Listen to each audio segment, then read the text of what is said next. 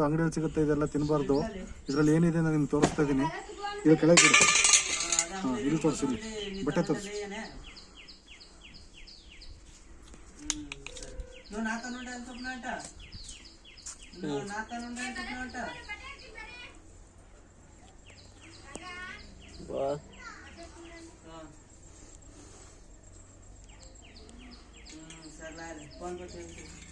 ತೋರ್ಸಪ್ಪ ಕೆಳಗೆ.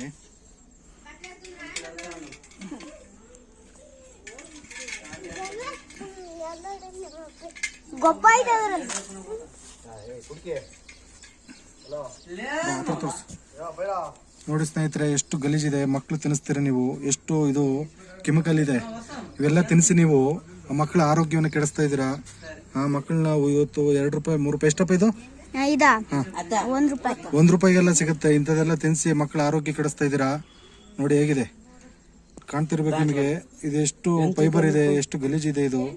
ಇದೆಲ್ಲ ತಿಂದು ಆರೋಗ್ಯ ಕೆಡಿಸ್ತೀರ ಮಕ್ಕಳದು.